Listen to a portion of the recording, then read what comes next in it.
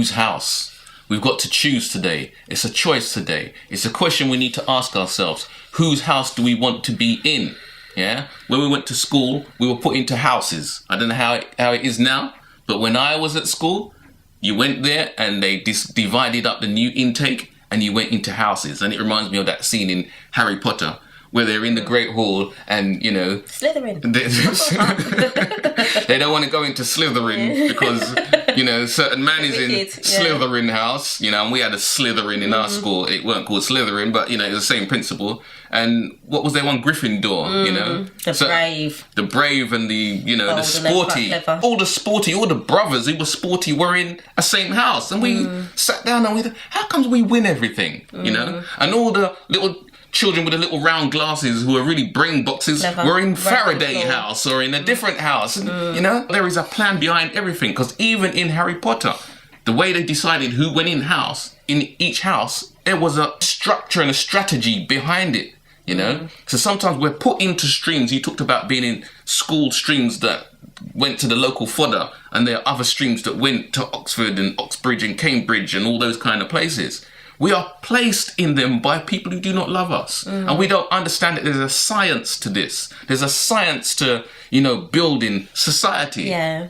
It don't just happen. That's right. And because we don't know about it and because we've never been taught about it, we assume that it doesn't happen. That's right. And I'm just a bit unlucky. No, you're not. So that's why we have to ask the question, whose house?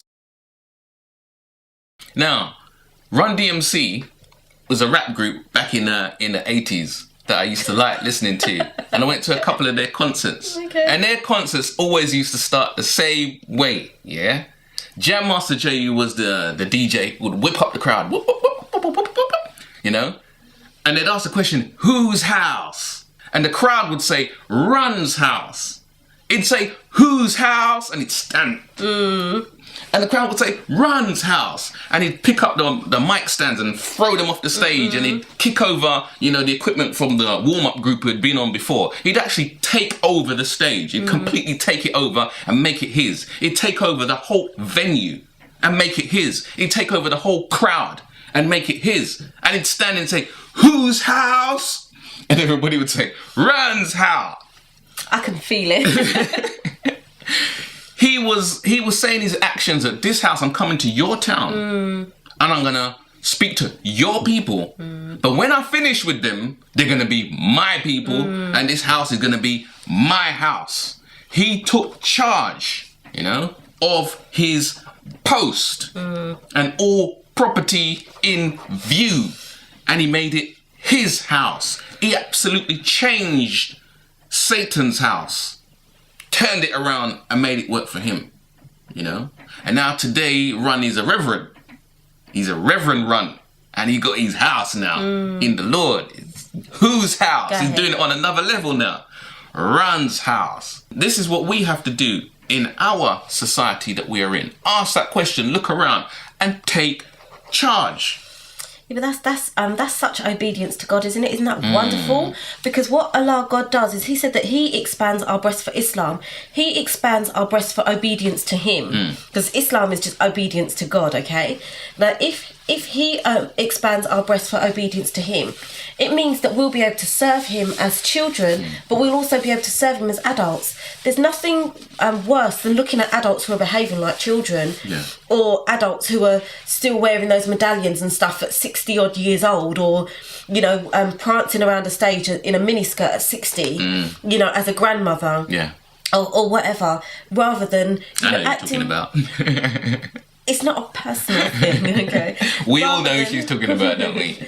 Rather than acting our age and maturing and growing and learning how to use the gifts and talents that we've had in order to appreciate God more, or to help others to appreciate God. So it's good that he's learned how to move from being a rap star with that much influence and moved into a more mature position of being a reverend, because sometimes you have like the I don't know, even footballers who are football stars, and they just create magic on the pitch. As they're older now, they're part of silly game shows, you know, just being ridiculous, rather than the other sometimes you see the Caucasian being commentators.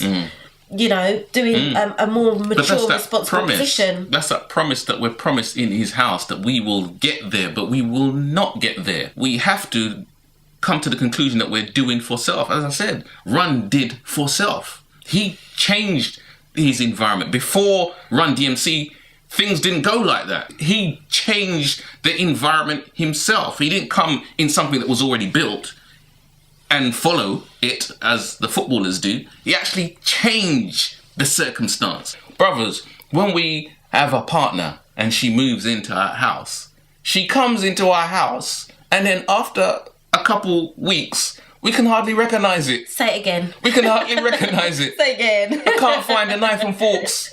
I can't find my sock drawer. It used to be there. It's not there anymore. You know what I'm saying? I can't find my papers.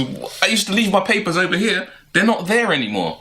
She comes and she makes it hers as well. She changes the environment. She takes our role, charge. by the way. That's our role. So don't listen to brothers, because sometimes they say, no, you can't, put it back.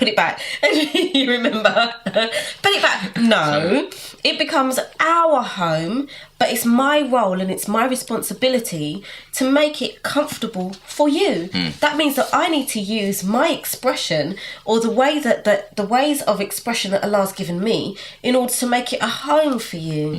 Because the man is supposed to present us with a house or a flat or whatever it is that he can afford, and we turn it into home. In the worldly definition of building society, obtaining a mortgage and buying and maintaining a house is the way. In order to do all these things, you've got to have a good, steady job.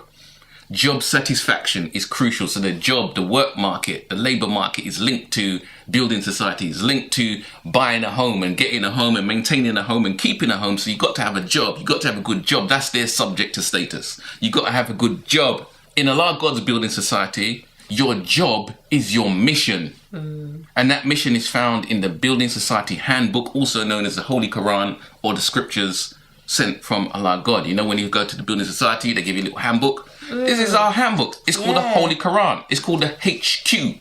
The headquarters. The scriptures, it focuses on family, community and nation. As we have been saying, as Sister has been saying, it will teach you basic things. If you can't breastfeed, get a wet nurse. It will teach you those things. And so how many we haven't even really considered that. And I've read the Quran like more than once.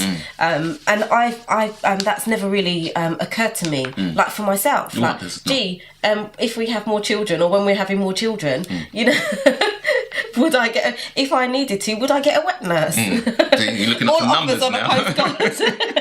Send them in to FahjrShow TV.